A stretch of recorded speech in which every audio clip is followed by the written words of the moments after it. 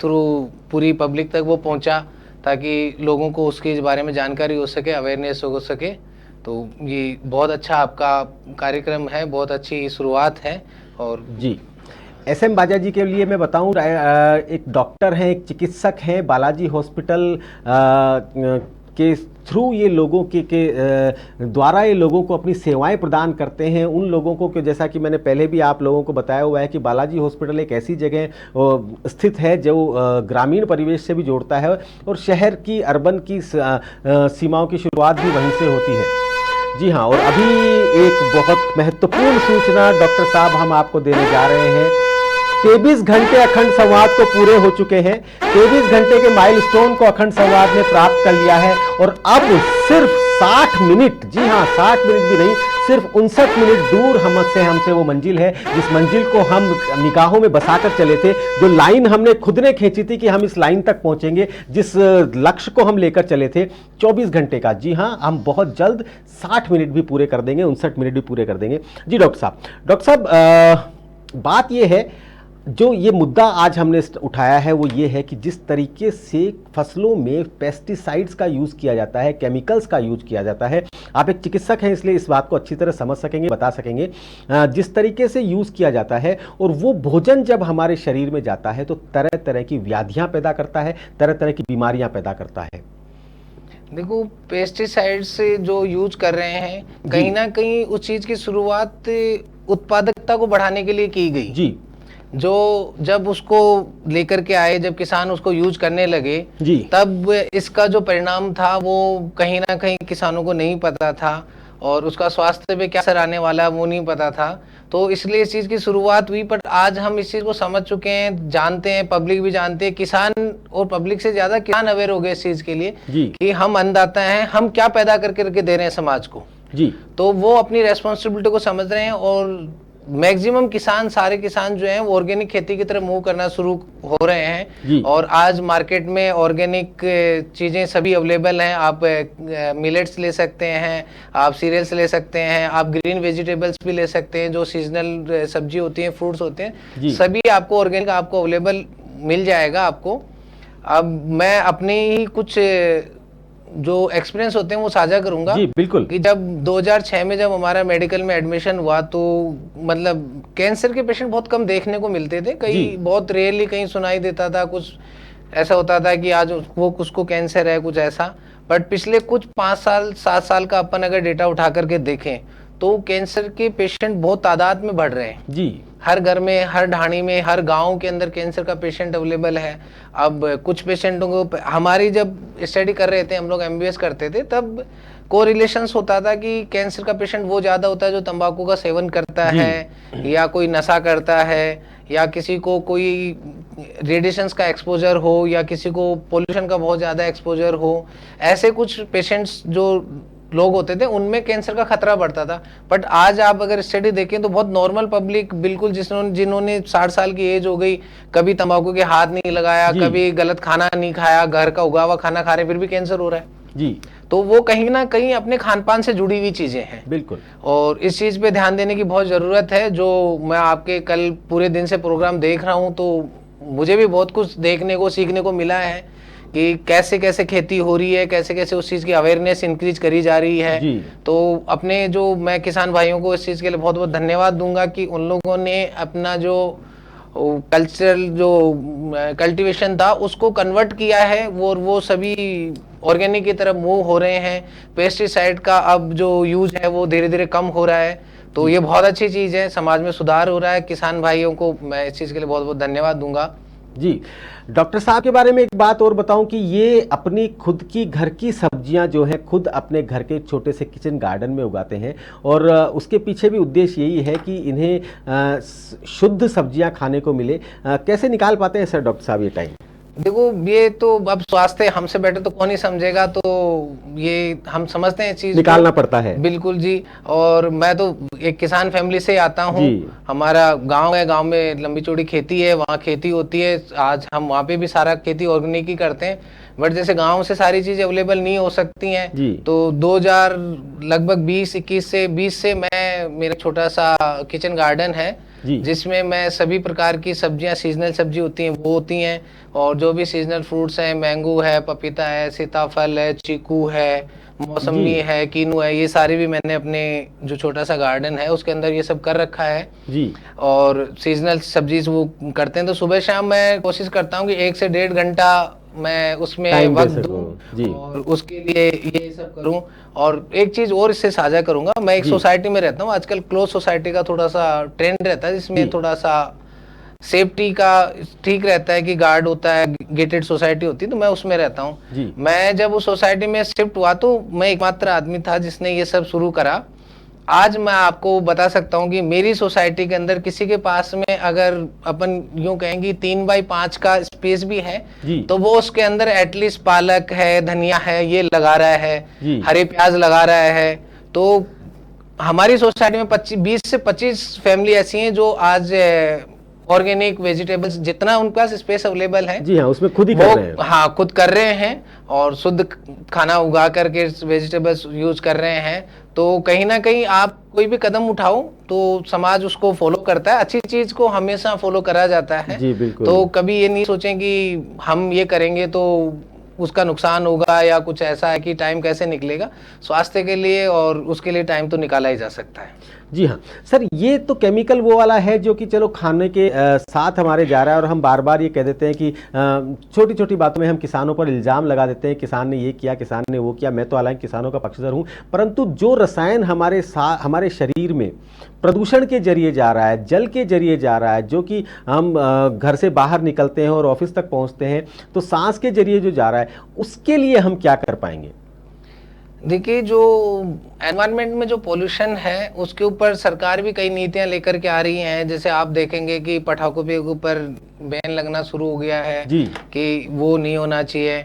फिर जो automobiles companies हैं उन्होंने भी इसको कहीं ना कहीं गंभीरता से लिया है। जी। तो आज आप देखेंगे कि आज ही का पेपर में देख रहा था जी। कि 4 कंपनीज ने और भी मतलब इलेक्ट्रिकल, जी मैं बीच में एक बार आपको रोकना चाहूंगा। इस समय दर्शक हमारे जो स्क्रीन पर देख रहे हैं, ये डॉक्टर साहब के घर की कुछ वेजिटेबल्स हैं, उनके किचन गार्डन की वेजिटेबल्स हैं जो कि ये खुद उगाते हैं, ये खुद उसमें अपना टाइम निकालते हैं, थोड़ा समय निकालते हैं। और वाकई में सर, इन सब्जियों को देखकर, इनको देखकर तो कोई भी कोशिश करेगा कि आपकी जैसे सब्जियां खुद भी उगा लें। मुझे लगता है मुझे भी कल जाकर ये काम करना पड़ेगा। इतने दिन से लोगों को कह रहा हूँ, पर आपको देखकर मुझे लग रहा है कि मुझे भी कर लेना चाहिए। जब आप समय निकाल सकते हैं तो मेरे पास तो आपसे ज्यादा समय है सर। नहीं नहीं, निकालना ही चाहिए। और मैं तो जो हमारे साथ के डॉक्टर्स हैं उनको भी ये चीज बताता हूँ और वो लोग कर भी रहे हैं। अगर किसी के पास में गार्डन नहीं है तो आप रूफटॉप पे कर सकते हो। जी बिल्कुल। और आजकल तो बहुत अच्छा मतलब इन्वेंशंस हैं कि बहुत कम पानी में, बहुत कम सोल्ट के अंदर, मतलब सॉइल के अंदर आप वेजिटेबल्स लगा सकते हो, फ्रूट्स लगा सकते हो। तो और बहुत ज्यादा मेहनत की जरूरत भी नहीं होती। मतलब ऐसे इतने अच्छे ब्रीड्स की सब्जियां और वो सब आ गए हैं जिनको बहुत कम पानी की जरूरत होती है। तो डेफिनेटली देखो, ये सब करना ही चाहिए। जी मैं बता रहा था कि आज सुबह शायद आपने पता नहीं सुना या नहीं, डॉक्टर रूही दहिया हमारे साथ जुड़ी थी सुबह। उन्होंने कहा, वो बता रही हैं कि आजकल हाइड्रोपोनिक खेती एक जो चल रही है, जिसमें केवल पानी में खेती होती है, उसमें ना मिट्टी का झंझट, ना खाद का झंझट, किसी तरह कोई नहीं, एक छोटा सा स्ट्रक्चर आता है, उसमें आप सब्जियां कीजिए। तो तकनीकें बहुत है, करने वाला होना चाहिए। वर्टिकल फार्मिंग है, वर्टिकल फार्मिंग का नया कॉन्सेप्ट आ रहा है, उसमें आप मल्टीपल लेवल्स के ऊपर आप करने, मतलब कम स्पेस के अंदर आप मल्टीपल लेवल्स के ऊपर आप अलग अलग चीजें आप लगा सकते हैं। और कुछ हाइब्रिड ब्रीड्स भी आ रहे हैं कि आप देखेंगे कि नीचे आपके पोटैटो लग रहे हैं, ऊपर आपके टोमेटो लग रहे हैं, तो आपको एक ही पेड़ के ऊपर 2 वेजिटेबल्स मिल रही हैं। तो ये सब करना चाहिए जी, लेकिन करना तो खुद को पड़ेगा, क्योंकि आपके कुछ भी शुद्ध उगाने के लिए पहले उसे दिमाग में उगाना पड़ेगा, आपने खुद के माइंड में उगाना पड़ेगा, उसके बाद वो धरातल पर आएगा। केवल हम ये कह दें कि साहब पेस्टिसाइड इसमें ज्यादा है, इसमें ज्यादा है, वो ज्यादा, ठीक है आप मत खाइए वो सब, और घर में उगा के खाइए। मैं आपसे प्रेरणा ले रहा हूँ सर। नहीं, बिल्कुल वो ऐसा ही होना चाहिए। मैं आज सुबह भी एक प्रोग्राम देख रहा था, तो उन्होंने जैसे एक महिला है, मैं उनका नाम जरूर भूल गया, बट उन्होंने खुद ने धीरे धीरे, मतलब वो एक नॉन फार्मिंग बैकग्राउंड से आती हैं, उन्होंने अपनी फैमिली के लिए खेती करना सीखा। जी, रश्मि भार्गव। जी, बिल्कुल रश्मि भार्गव जी, मैं उनका प्रोग्राम सुबह सुन रहा था जी। तो उन्होंने बताया कि भाई उन्होंने खुद कांटेक्ट किया किसानों से कि मुझे खेती करना सिखाओ, धीरे धीरे उन्होंने 2 बीघा से 4 बीघा, 8 बीघा, 16 बीघा के ऊपर वो खेती कर रही हैं। जी हाँ, और जबकि उनका कपड़े का व्यवसाय था, कोई जी, लेना देना नहीं था खेती बिल्कुल, से। बिल्कुल, जी, और आपने देखा कितनी खुश नजर आ रही थी जी वो उस जी समय जी पे। बिल्कुल। और सबसे बड़ी बात है कि उनसे मोटिवेट होकर के और भी लोगों ने ऑर्गेनिक करना शुरू किया है। जी। और जैसा उनका जो संवाद चल रहा था उसके अंदर एक चीज मैंने नोट करी, वो ये थी कि ऑर्गेनिक की जो डिमांड है वो अब जनरेट होना शुरू हो गई है। पहले बोले कि जब उन्होंने ये सब शुरू किया था, बोले कि मुझे ऑर्गेनिक चीजें ढूंढने के लिए मतलब पूरा शहर ढूंढना पड़ता था, तब जाकर के कोई 1-2 स्टोर मिलते थे जहाँ पे ऑर्गेनिक मिलता है। डेफिनेटली देखो, ऑर्गेनिक के अंदर थोड़ा कॉस्टिंग ज्यादा आती है, बट वो स्वास्थ्य के लिए बहुत लाभदायक है और अपने स्वास्थ्य के लिए इतना खर्चा करा जा सकता है और करना चाहिए। आप स्वस्थ रहेंगे तो समाज स्वस्थ रहेगा, देश प्रगति करेगा, आपकी जो वर्क एफिशिएंसी है वो इंक्रीज होगी। तो डेफिनेटली ये चीजें बहुत लाभदायक है। बीमार होकर अस्पताल में पड़े रहेंगे तो एक दिन में जितना खर्चा हो जाएगा उससे तो बहुत कम खर्चे में आप ये काम कर सकते हैं। और सबसे खास बात सर क्या है, खेती करने में जब पहला अंकुरण होता है और पहला फल सामने जब आता है तो उस समय की जो खुशी होती है वो अपने आप में एक अलग तरह की खुशी होती है। उसमें आपका जो दिमाग का कंसंट्रेशन भी बढ़ता है और आपको एक काम मिल जाता है कुछ करने के लिए। तो निश्चित तौर पे बिल्कुल सही बात है। रूफ आपको शायद कल आपने देखा होगा, एक कवि थे, कवि किशोर पारिक किशोर, वो भी रूफटॉप गार्डनिंग करते हैं और लोगों को आप ही की तरह लोगों को सजेस्ट करते हैं कि आप रूफटॉप गार्डनिंग करते रहें। तो धीरे धीरे ये प्रचलन बढ़ता जा रहा है और वाकई में स्वास्थ्य की दृष्टि से और पर्यावरण की दृष्टि से, दोनों दृष्टि से सही है। बिल्कुल नहीं, दोनों तरीके से ही है। और देखो, आप गार्डनिंग करेंगे तो कहीं ना कहीं आपको मेहनत भी करनी पड़ेगी जी। तो फिजिकल एक्टिविटी भी आपकी इंक्रीज होती है। आप ऑफिस में वर्क कर रहे हैं, घर जाने के बाद में आपके पास में अगर कोई काम नहीं है या फिर ऐसा रहता है कि आप आईटी से जुड़े हुए हैं तो आप ऑफिस में भी कंप्यूटर पे बैठे हुए, घर जाकर के भी आप कंप्यूटर पे बैठे हो, तो थोड़ा सा सेडेंटरी लाइफ हो जाती है। तो ये चीज आपको खाने को तो शुद्ध दे ही रहा है, साथ में आपको फिजिकल एक्टिविटी के लिए भी मोटिवेट करता है जी। और दूसरा चीज, ये चीज अगर आप करेंगे तो आपके बच्चे भी ये चीज देखते हैं, वो भी इससे सब चीज सीखते हैं। तो ये एक चीज है जो आप जनरेशन टू जनरेशन दे भी सकते हैं कि हमें खुद का काम खुद करना चाहिए, सभी चीजों पे वक्त निकालना चाहिए। वर्क टाइम बैलेंस आपको बनाना सिखाता है कि भाई मुझे सुबह उठ करके इतनी देर गार्डन को देना है, फिर इतनी देर में तैयार होकर ऑफिस जाना है, ऑफिस से वापस कब आना है। तो वो भी कहीं ना कहीं आपको मोटिवेट करता है इन चीजों के लिए भी, ये सब चीजें। तो जो ये गार्डनिंग वाला काम है, किचन गार्डनिंग वाला काम, सर आप खुद संभालते हैं या घर के बाकी लोग भी इसमें मदद करते हैं? नहीं, घर के सभी लोग मदद करते हैं। मेरी वाइफ को भी बहुत शौक है इस चीज का और मुझे कहीं ना कहीं मोटिवेशन उन्हीं से मिला कि मेरा थोड़ा, मैं जब जैसे प्रोफेशन डॉक्टरी है तो आप समझ सकते हैं कि 24 आवर्स हमें बिजी रहना पड़ता है, कभी भी इमरजेंसी कॉल्स कुछ भी हो सकता है। तो थोड़ा टाइम का थोड़ा ऐसा था, बट मेरी वाइफ को इन सब चीज़ों में बहुत वो था कि शुद्ध ही खाना है एंड ऑर्गेनिक ही होना चाहिए एंड काइंड ऑफ। तो उन्होंने ये सब चीज़ों के लिए मुझे मोटिवेट किया और उन्होंने जब शुरुआत की तो मुझे भी इसमें इंटरेस्ट आने लगा और फिर हम दोनों मिलकर के इस सब चीज़ों को मतलब एक आनंद लेते हैं हम उसमें। दोनों का अच्छा सा टाइम भी स्पेंड होता है, सुबह और शाम को दोनों टाइम पे हम हमारे गार्डन को पूरा वक्त देते हैं जी। क्या कहना चाहेंगे सर हमारे उन दर्शकों के लिए जो कि किसान नहीं है परंतु एक आम जिंदगी, आपके मेरे जैसे आम आदमी किसान नहीं है परंतु हमारा कार्यक्रम देख रहे हैं? मैं उनको यही कहना चाहूँगा कि देखो, अगर आपके पास में वक्त की कमी है तो जो गार्डनिंग से जुड़े हुए लोग हैं उनको आप हायर कीजिए, उनको आप जॉब दीजिए, वो आपके लिए काम करेंगे, आपको अच्छी सब्जी फ्रूट्स ये सब करके देंगे। तो इस चीज़ से एम्प्लॉयमेंट भी इंक्रीज होता है। आपकी जो छत है खाली पड़ी हुई है वो कुछ काम नहीं आ रही है, आपको 10 दिन 15 दिन थोड़ी मेहनत करनी पड़ेगी। 2 आदमियों से आप कांटेक्ट कीजिए, गार्डनर्स को बुलाइए, वो आपका पूरा रूफटॉप गार्डन डेवलप करके देंगे एंड उसको मेंटेन करने के लिए आप उनको हायर कर सकते हैं। तो आपको तो शुद्ध मिल ही रहा है, आपका जो छत है वो यूज भी आ रही है, एनवायरनमेंट के लिए भी ठीक है। आपको पोल्यूशन है उसको देखो, ग्रीनरी जितनी भी अपन करेंगे तो वो कहीं ना कहीं पोल्यूशन को कम करने में बहुत मददगार होती है। तो एक बेनिफिट वो है ही आपको, फिर आपको शुद्ध खाने को मिल रहा है, 2 लोगों को आप एम्प्लॉयमेंट दे रहे हो। तो रूफटॉप गार्डनिंग या किचन गार्डनिंग का मतलब कैसे भी नुकसान नहीं है जी। एक चीज बीच में रह गई थी सर, पोस्ट कोविड इफेक्ट की बात करें, पोस्ट कोविड की बात करें तो उसके बाद इस तरह की प्रैक्टिसेस बढ़ी हैं कि लोग अपनी सब्जी खुद उगाना शुरू कर रहे हैं, खुद अपने घर में किचन गार्डन लगाना शुरू कर रहे हैं। बिल्कुल बिल्कुल ऐसा सही है। ये ऐसा ही मतलब देखने को मिल रहा है कि आफ्टर कोविड लोगों ने अपनी चीज़ों के लिए वक्त देना शुरू किया है, स्वास्थ्य को वक्त देना शुरू किया है, जो हेल्दी चीज़ें हैं उन पे कंसंट्रेशन इंक्रीज हुई है उन लोगों की, और ये कोशिश कर रहे हैं लोग कि भाई ऐसी महामारियों से कैसे बचा जा सकता है, क्या अपने को करना चाहिए। तो गार्डनर फार्मिंग और इन सब चीज़ों में कंसंट्रेशन इंक्रीज हुआ है कोविड के बाद में।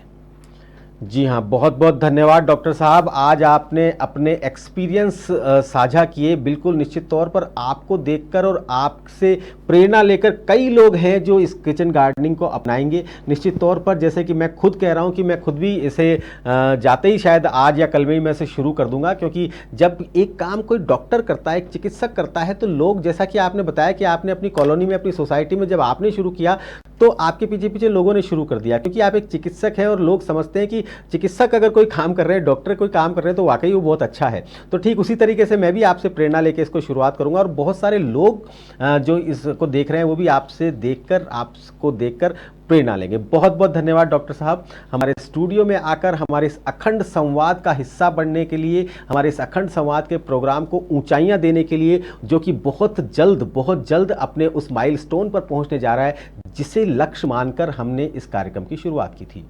बहुत बहुत धन्यवाद सुनील जी, मैं आपका आभार व्यक्त करूंगा कि मुझे ये प्लेटफॉर्म अवेलेबल कराया, बोलने के लिए मौका दिया गया, और आपको शुभकामनाएं देना चाहूँगा, आपके चैनल को, अपडेट इंडिया को शुभकामनाएं देना चाहूँगा कि एक ऐसा मोटिव लेकर के आपने अखंड संवाद रखा जिसको 36 आवर्स के लिए आपने कंटिन्यू रन किया, 24 घंटे का कंटिन्यू रन किया इसको, और इस पे एक आप रिकॉर्ड भी बनाना चाह रहे हैं। तो कहीं ना कहीं ये चीज़ें मोटिवेट करती हैं कि आपका जो जज्बा है वो डेफिनेटली समाज तक पहुंचे और समाज के लोग इसकी जो अहमियत है उसको समझें। तो बहुत बहुत धन्यवाद सर। जी हाँ डॉक्टर साहब, बिल्कुल। मैं आपको एक चीज़ ऐड कर दूं कि जब हम इसे शुरू कर रहे थे तो अवार्ड का हमने या रिकॉर्ड का हमने कुछ नहीं सोचा था। हमने सोचा था कि 24 घंटे का कार्यक्रम करके लोगों को आकर्षित करेंगे हमारी तरफ, जिससे कि इस मुद्दे पर उनका ध्यान जाए। हम मुद्दे को करने के लिए करता है, लेकिन जब हमें पता चला कि इस तरह से एक रिकॉर्ड भी बन सकता है तो वाकई में हमने IBR से कॉन्टेक्ट किया, और IBR ने जब कुछ गाइडलाइंस लगाई तो हमें लगा कि हाँ, इस तरीके से हम और ज़्यादा अच्छे तरीके से, पूरे अनुशासित ढंग से इस कार्य को कर पाएंगे। और ईश्वर की कृपा से पूरे 24 घंटे पूरे होने वाले हैं और बस कुछ ही समय बाकी है, और हम हमारे उस मैजिकल मंजिल को छूने वाले हैं, हम उस माइलस्टोन को छूने वाले हैं जिसको लेकर, जिसको छोटी छोटी आंखों में जिन मंजिल को लेकर हम आगे बढ़े थे। जी बहुत बहुत धन्यवाद। जी हाँ, अखंड संवाद एक ऐसा संवाद, जी हाँ, प्रारंभ है प्रचंड, संवाद है अखंड, संवाद है अखंड, प्रारंभ है प्रचंड। अखंड संवाद को जो अगर आप लोग ये सोच रहे हैं कि अगले 1 घंटे में समाप्त हो जाएगा तो आप गलत सोच रहे हैं। अगले 1 घंटे में ये कार्यक्रम समाप्त नहीं होगा, बल्कि अगले 1 घंटे के बाद ये कार्यक्रम शुरू होगा। ये एक ऐसी मुहिम है जिसे कि हमने 24 घंटे इस पे काम करके इस कार्यक्रम को हमने शुरू किया है। हमारा संवाद खत्म नहीं होगा। आज जिन लोगों को हमने ब्रिज बनाया है, जिन लोगों को ब्रिज बनाकर हमने बातें शुरू की है, ये संवाद हमारा लगातार जारी रहेगा और हम अपनी इस मुहिम में तब तक काम करते रहेंगे जब तक कि हम सफल नहीं हो जाते। जी हाँ, हमारा काम है, मीडिया का धर्म है कि हम आप लोगों की बातों को, आप लोगों के मुद्दों को उठाएं। आज का जो मुद्दा था वो किसानों का मुद्दा कम था, एक आम आदमी का मुद्दा ज़्यादा था। एक आम आदमी जो कि बहुत सारे फल लेकर अपने घर पहुंचता है, बहुत सारे फल लेकर अपने घर पहुंचता है, सब्जियां लेकर अपने घर पहुंचता है, और वहाँ जाकर उसे पता चलता है कि इसमें पोषण नहीं था, इसमें जहर भरा था। जी हाँ, अखंड संवाद के बिल्कुल अपने चरम पर है। अखंड संवाद अपने अंतिम दौर में है। अखंड संवाद अब बहुत जल्द पूरा होने जा रहा है। हम रिकॉर्ड बनाने जा रहे हैं। जी हाँ, और अब इस समय पर हमारे साथ स्टूडियो में मौजूद हैं हमारे एक गेस्ट, एक एक्सपर्ट, एक मेहमान।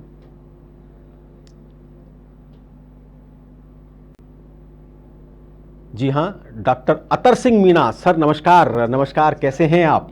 ठीक है। बहुत देर से इंतजार कर रहा था मैं कि अभी तक आए कैसे नहीं आप? नहीं बिल्कुल, क्यों नहीं, आपने इतना बड़ा अच्छा कार्यक्रम है, जरूर जी हाँ, जी हाँ, जी हाँ। और क्योंकि पहली मुलाकात है मेरी और वो भी स्क्रीन पर हम मिल रहे हैं, इससे बढ़िया बात और कुछ हो नहीं सकती। हमारे सबसे बड़े प्रोग्राम में जो कि अखंड संवाद है उसमें हम आपसे मिल रहे हैं, इससे बड़ी बात और कुछ नहीं हो सकती। तो बहुत बहुत स्वागत है डॉक्टर अतर सिंह मीणा का, जो कि IHITC की कमान संभाले हुए हैं। सर नमस्कार, नमस्कार, नमस्कार, नमस्कार, नमस्कार, नमस्कार। जी, जी हाँ, IHITC की कमान संभाले हुए हैं, लोगों को ट्रेनिंग देते हैं अच्छा काम करने के लिए, लोगों को बात कराते हैं, लोगों से लोगों को बताते हैं कि किस तरीके से आप पैसे कमा सकते हैं। सर, आज का जो मुद्दा है हमारा है प्राकृतिक खेती, जैविक खेती। क्या कहना चाहेंगे इसके बारे में? देखो, प्राकृतिक खेती जैसा आपने रखा है अखंड संवाद, यदि हमें निरंतर कृषि को बनाए रखना है तो प्राकृतिक खेती को ही अपनाना होगा। प्राकृतिक खेती एक तरह का ऐसा है, कहा जाता है कि जहाँ न पहुँचता है रवि वहाँ पहुँचता है कवि, और जहाँ न पहुँचता है कवि वहाँ पहुँचता है अनुभवी।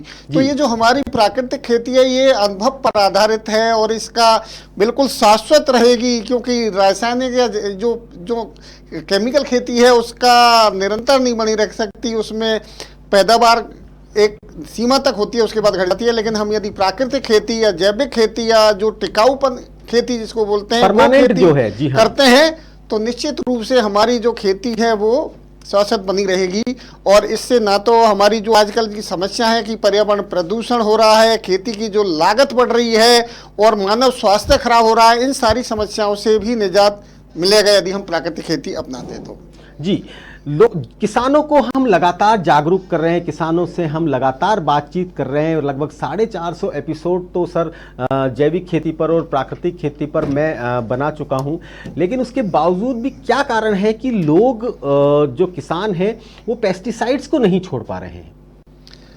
देखो, पेस्टिसाइड एक तो क्या है कि कुछ किसान तुरंत वो चाहते हैं कि इसको कई कीटवादी प्रकोप होता है या उर्वरक का जो फायदा है इसको तत्काल तो मिलता है जी। दूसरा है कि कुछ उपलब्धता की भी समस्या है कि जो हमारे जो जैव कीटनाशी हैं या जैव उर्वरक हैं उनकी थोड़ी उपलब्धता में दिक्कत है, इतने पैमाने पर निर्माण नहीं हो रहा है।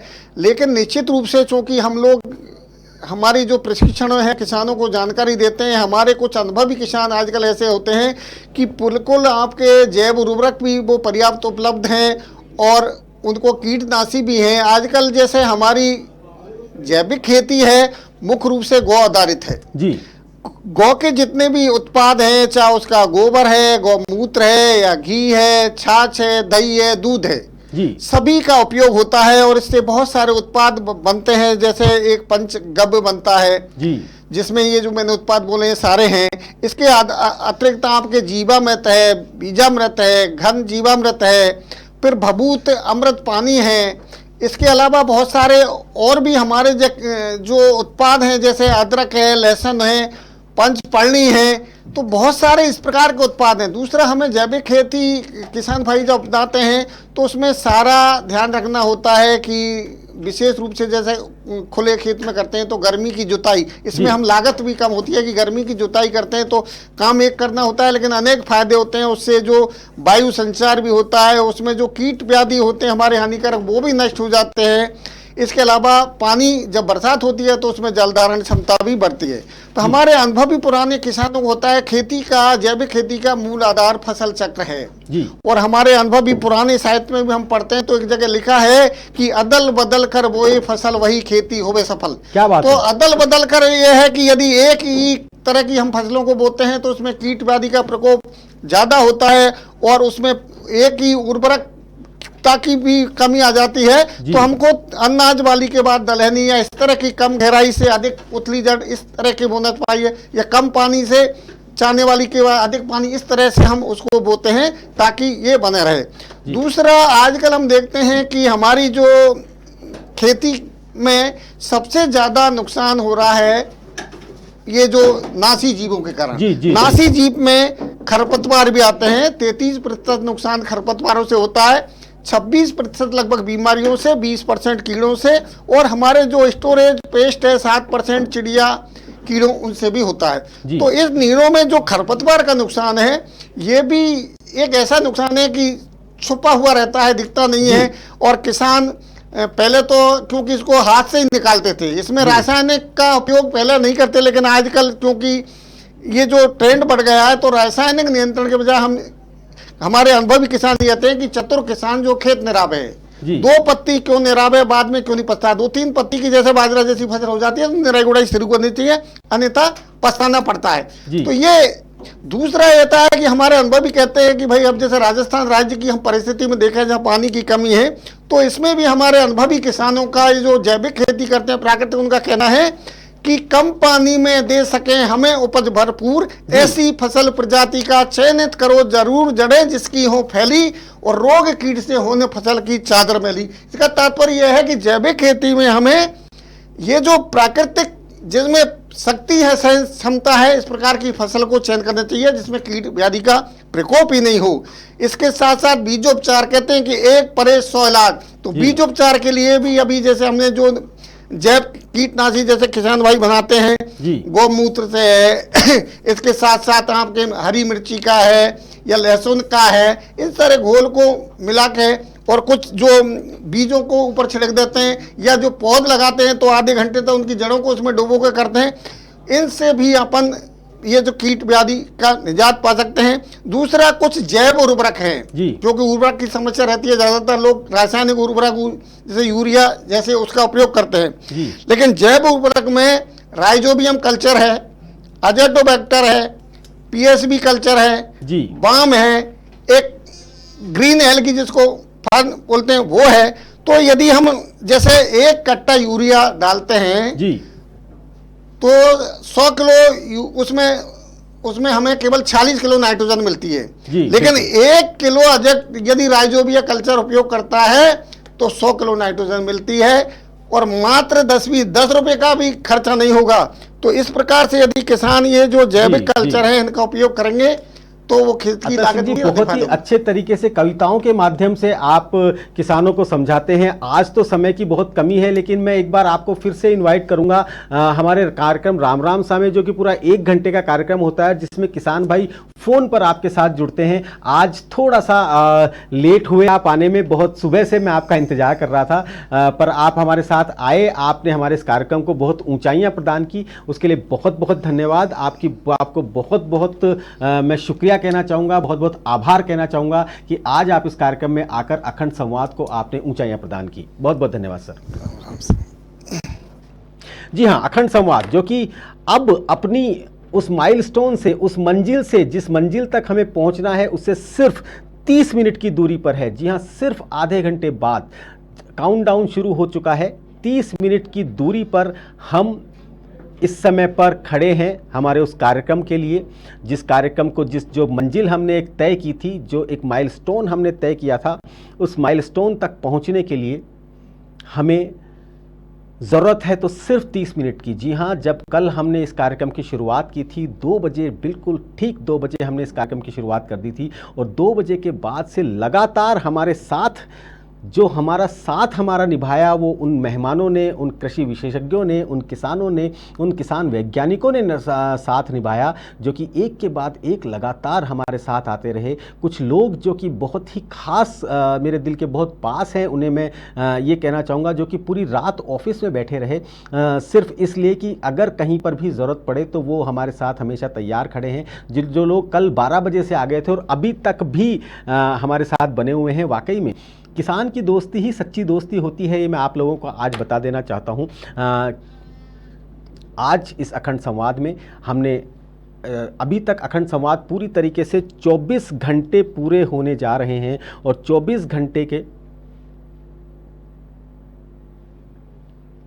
जी हाँ, अगले 24 घंटे में, जी हाँ सॉरी, अगले 30 मिनट में हम 24 घंटे के उस माइलस्टोन तक पहुंच जाएंगे जिस माइलस्टोन को हमने खुद ने तय किया था। हमने खुद ने एक लाइन बनाई थी कि इस लाइन तक हम पहुंचेंगे 2 बजे से लेकर 2 बजे तक, 17 जनवरी 2 बजे से लेकर 18 जनवरी 2 बजे तक, और हम लगभग उसके आसपास पहुंचने वाले हैं। हम लगभग उसके पास पहुंच चुके हैं और लगातार इस कार्यक्रम में, जैसा कि मैंने आपको बताया कि एक कार्यक्रम अखंड संवाद जो हमने स्थापित किया, एक अखंड संवाद जो हमने प्रारंभ किया, ये अखंड संवाद प्राकृतिक खेती पर था। ये अखंड संवाद गो के संरक्षण पे है, ये अखंड संवाद जल के संरक्षण पे है। और जैसा कि मैंने बताया कि इसमें हमारे साथ जुड़ने वाले जो मेहमान थे, जो जुड़ने वाले एक्सपर्ट थे, जो कि कल 2 बजे से जिन्होंने जुड़ना शुरू किया और रात को 2 बजे तक, रात को 3 बजे भी, रात को 4 बजे भी हमारे साथ में लोग जुड़े रहे।